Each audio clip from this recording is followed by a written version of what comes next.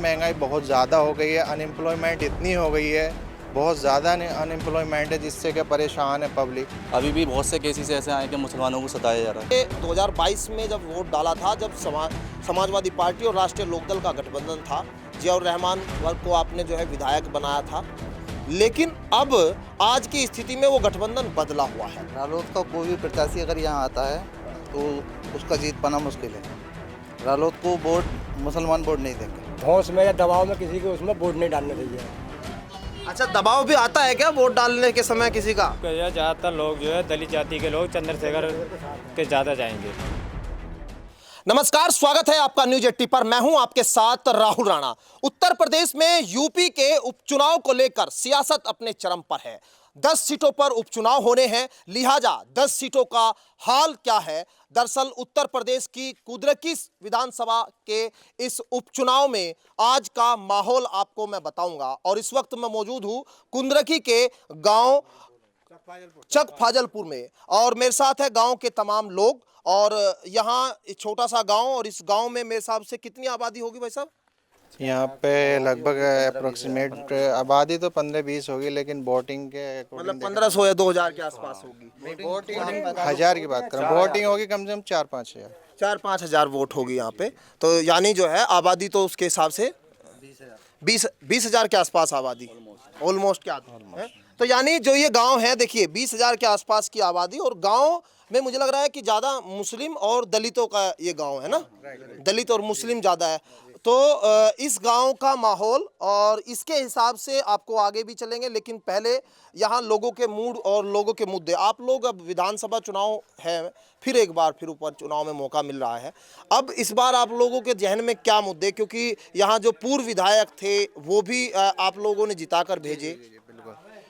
Actually में क्या, अब जो इस टाइम जो गवर्नमेंट चल रही है, हमारे योगी आदित्यनाथ की सरकार चल रही है, लॉ एंड ऑर्डर को देखा जाए तो ठीक है, करप्शन कम हुआ है, लेकिन अगर महंगाई को देखा जाए तो महंगाई बहुत ज़्यादा हुई है। इन 10 साल में इतनी महंगाई हो गई है कि अब बहुत ही परेशान है। जो ग्राउंड में अगर आके आप, जैसे आप आए हैं, ये बहुत अच्छे किया आपने, ग्राउंड में आके जनता के बीच आके पहचाना है, जानने की कोशिश की है कि विलेज में क्या चल रहा है, तो ये बहुत सही है। और यहाँ पे अगर आप पूरे गांव में घूमेंगे तो सबको यही, आपका सभी का यही रहेगा, करप्शन तो कम हुआ है इस गवर्नमेंट में, नो डाउट, लेकिन महंगाई को अगर देखा जाए तो महंगाई बहुत ज़्यादा हो गई है, अनएम्प्लॉयमेंट इतनी हो गई है, बहुत ज़्यादा अनएम्प्लॉयमेंट है जिससे कि परेशान है पब्लिक, बहुत ज़्यादा परेशान है। तो ये चीज़ों को देख के वोटिंग करेगी पब्लिक। वोटिंग नेता कोई भी ये नहीं है कि नेता वो खूबसूरत है उसको वोट दे रही है, इसलिए नेता के, गवर्नमेंट के काम को देखकर ही जनता वोट करती है, और इस विश्वास से वहाँ पे भेजती है कि हमारे लिए कुछ अच्छा करेगा। घर का कोई भी एक लीडर है, अगर उसको लीड कर रहा है वो सही से, तो घर सही चलता है, लीड नहीं करता तो उसको भी रिजेक्ट कर देते हैं घर वाले। तो ऐसे ही सिस्टम इसका है, पॉलिटिक्स का। इसमें अगर काम अच्छा करेगी कोई भी गवर्नमेंट तो उसके साथ रहेंगे, और जैसे काम कम करती रहेगी या फिर किसी के साथ एक वो क्या क्या बोलते हैं कि अनएम्प्लॉयमेंट ज़्यादा रहेगी, तो पब्लिक को ये नहीं है कि वो नेता अच्छा है, हमारा ये बढ़िया है, उसको भी खूबसूरती देखे, ऐसा कुछ नहीं होता है। चेहरा देख के वोट नहीं करेंगे, वोट करेंगे काम देखकर। काम अच्छा, एक बात बताइए, चलिए मैं आगे आपसे आता हूँ, थोड़ा सा मुद्दे में, आप लोगों के लोकल मुद्दों पे आपसे बात करता हूँ। क्या नाम है आपका? अब्दुल कादिर। अच्छा कादिर साहब, क्या है मुद्दे? आप लोग जवान है, नौजवान है, आप देखिए, आप रोजगार की बात कह रहे हैं इलाके में, लेकिन आपको लगता है कि रोजगार बहुत जरूरी है, या फिर यहाँ पार्टी में बहुत जाति, और कहीं ना कहीं जाति बड़ी हावी रही लोकसभा के चुनाव में भी देखा गया? सबसे पहले तो ये है कि अनएम्प्लॉयमेंट जो है, जैसे कि भाई ने बताया, बहुत ज़्यादा है यूपी में, और जहाँ तक पूरे ऑल ओवर इंडिया में। तो इस पे भी ध्यान देना चाहिए गवर्नमेंट को। और जहाँ तक पक्षपात की बात है रिलीजन की, तो वो तो इस गवर्नमेंट में है ही। अभी भी बहुत से केसेस ऐसे आए कि मुसलमानों को सताया जा रहा है, और मतलब कहीं पे दबाया जा रहा है, कहीं पे सताया जा रहा है, कहीं पे मस्जिद मंदिर, ये चीज़ें मुद्दे उठते रहते हैं इस गवर्नमेंट में, लेकिन ये नहीं होना चाहिए। तो यानी कहीं ना कहीं जो है धर्म और जाति की राजनीति वो भी नुकसानदायी लगती है। अच्छा, आपके हिसाब से, चाचा आपसे अगर पूछ लेता हूँ, बहुत देर से आप लोगों से बात कर रहा था, तो आपने 60 साल की उम्र हो गई अभी, अब 40 साल के आसपास वोट डालते भी हो गया होगा, हो सकता है 1 साल पहले भी डाल लिया हो वोट। अब आपके हिसाब से आज अगर सरकार आपको यहाँ विधायक बदलना पड़े या विधायक बनाना पड़े, तो पहले आप में इसमें क्या क्वालिटी देखेंगे विधायक में? सबसे पहले तो ये कि वो पब्लिक को ये देखे कि काम कैसा चल रहा है, हमारा काम है करने का ना है। और यहाँ तो कोई काम करते ही ना उनके काम को देखती है पब्लिक। कारोबार को मतलब ये है कि मतलब हमारी पब्लिक परेशान ना हो, उस चीज़ को देखती है। अब जब पब्लिक परेशान होगी तो उसे क्या चीज़ देखे बताओ। कोई भी हो नेता, कोई भी हो, पब्लिक जो है उसके काम को देखेगी, उसकी परेशानी को सुनेगा तो उसके पास जाएगा, सब काम करेगा, उसे वोट देगा हैं? और अच्छा, अब आपने कहा विकास की बात और काम की बात होनी चाहिए।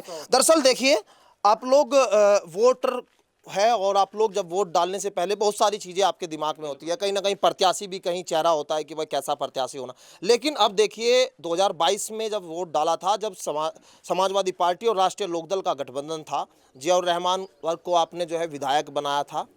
लेकिन अब आज की स्थिति में वो गठबंधन बदला हुआ है। रालोद भाजपा के साथ है और समाजवादी पार्टी के साथ कांग्रेस जैसी थी। लेकिन अभी आज अगर देखेंगे, जयंत चौधरी अगर यहाँ या भाजपा मुस्लिम को एक वोट यहाँ पे अपना प्रत्याशी बना के खड़ा कर दे, तो क्या उसका असर आपको दिखाई देगा कुछ यहाँ पर? या रालोद का कोई प्रत्याशी यहाँ जाए, समाजवादी पार्टी मतलब मुस्लिम जो है, कुछ आपको लगता है कि बदलेगा या किस तरह से देख रहे हैं? रालोद का कोई भी प्रत्याशी अगर यहाँ आता है तो उसका जीत पाना मुश्किल है। रालोद को वोट मुसलमान वोट नहीं देंगे, क्योंकि वो भाजपा के साथ हैं, इसलिए मुसलमान उनको वोट नहीं देगा।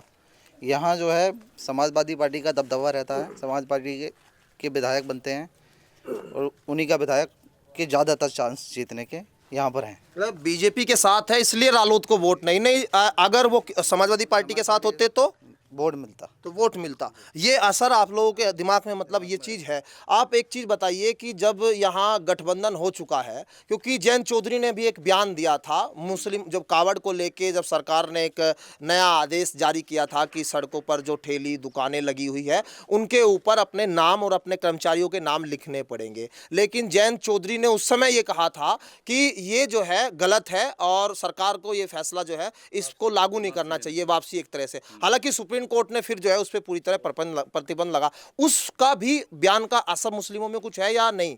नहीं, उस पर असर तो जरूर पड़ेगा। क्योंकि अगर चौधरी बोले इसलिए असर तो पड़ेगा। अब जैसे कि आप कोई भी दुकान पे जाएंगे तो उस पर ऐसा नहीं है कि सिर्फ मुस्लिम ही काम करने वाला होगा। अगर मुस्लिम होटल है तो उस पर ऐसा नहीं है कि उस पर नॉन वेज या वेज ही मिलेगा, ठीक है। तो इसमें ये चीज़ें नहीं होनी चाहिए। अगर मुस्लिम का होटल है और वो है नॉन वेज और वेज वाला, तो उसमें ऐसा नहीं है कि उसमें हिंदू काम नहीं कर सकता, उसमें हिंदू भी काम कर सकता है। तो उसमें नेम प्लेट लगाने की मुझे नहीं लगता कि कोई ज़रूरत है इसमें। नहीं, वो तो चलो ठीक है, लेकिन उसका असर आपको आगे चुनाव में असर पड़ेगा इस चीज़। धोरे का होना चाहिए अपने 76 का, बाहर के को हम हजम नहीं करेंगे। 76 का होवे, अपने धरे का होवे, उसे पसंद करेंगे।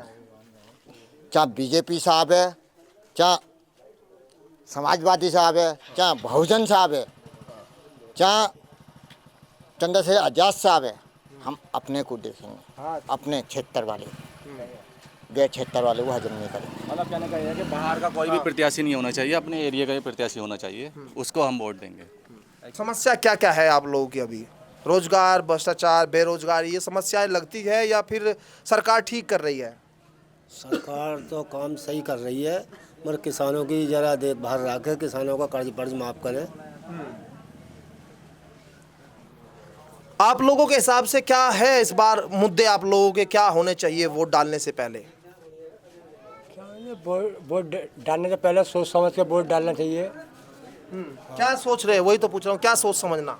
सोच समझना ये है कि कौन सी पार्टी हमें बढ़िया देख रही है, कौन सी पार्टी क्या कर रही है, क्या हमें जो आगे को बढ़िया लग रहा है या पीछे वाला हमें बढ़िया था, हमें वही काम करना चाहिए। अच्छा, हमें किसी के धौंस में या दबाव में किसी के उसमें वोट नहीं डालना चाहिए। अच्छा, दबाव भी आता है क्या वोट डालने के समय किसी का? कोई चीज़ अगर कोई आदमी कहता है कोई चीज़, हमारे यहाँ कोई चीज़ नहीं आती है ऐसी, कोई चीज़ नहीं है ऐसी। अच्छा, ये दलितों की बस्ती और कहते हैं यहाँ मायावती का बड़ा प्रभाव है। भाई साहब, कुछ है क्या ऐसा प्रभाव मायावती जी का, बहन जी का असर है इस चुनाव में? आपको नहीं लगता? क्या लगता है कि बहन जी का कुछ असर है दलितों के बीच में? ना, मायावती का नहीं। अब बीजेपी या इंडिया गठबंधन वाले मतलब कोई पसंद आ रहा है इस बार या चुनाव में? क्या करेंगे आज? यहाँ तो कुल मिलाकर समाजवादी का यहाँ तो गढ़ है यहाँ और कोई कैंडिडेट जीतता ही ना। वोट भी बिगाड़ जाता है यहाँ। तो समाजवादी पार्टी मतलब आप लोगों को लग रहा है इस बार जीत लेंगी, क्योंकि इस बार तो जयंत चौधरी भी साथ नहीं, पिछली बार तो थे, तो असर है उसका। यहाँ तो भैया वही, यहाँ तो मायावती का कैंडिडेट भी उतरा, वही हाजिर जबान ने टिकट, कुछ वोट भी ना आए। जो ये तो समाजवादी का गढ़ है। समाजवादी का गढ़ है। आपके हिसाब से क्या आप लोग जो है वोट डालने से पहले इस बार सोच रहे हैं? क्योंकि भाई चंद्रशेखर आज़ाद भी अब तो जो है कह रहे हैं कि हम तो दलितों की रहनुमाई कर रहे हैं, देखो उनका भी असर है क्या? हाँ, आपका यह ज़्यादातर लोग जो है दलित जाति के लोग चंद्रशेखर के ज़्यादा जाएंगे, क्योंकि वो अच्छा काम कर रहे हैं। नगीना भी बहुत अच्छा काम कर रहे हैं, पब्लिक खुश है, वहाँ की जनता। नगीना के अंदर ऐसा मान लो कि 100% जनता बहुत खुश है इस टाइम। तो हमारा तो इरादा ये है कि आपके जो है भाई चंद्रशेखर को वोट दिया जाएगा।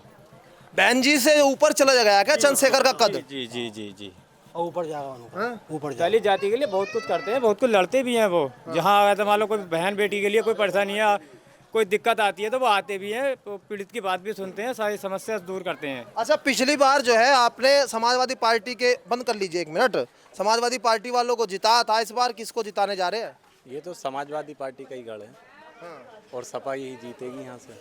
जीत जाएगी समाजवादी पार्टी। कह रहे हैं कि भाई साहब जो है जयंत चौधरी अब रालोद जब है बीजेपी के साथ तो मुस्लिम बढ़ जाएगा, कुछ ऐसा है क्या? अगर उन्होंने बीजेपी ने मुस्लिम उतार दिया तो?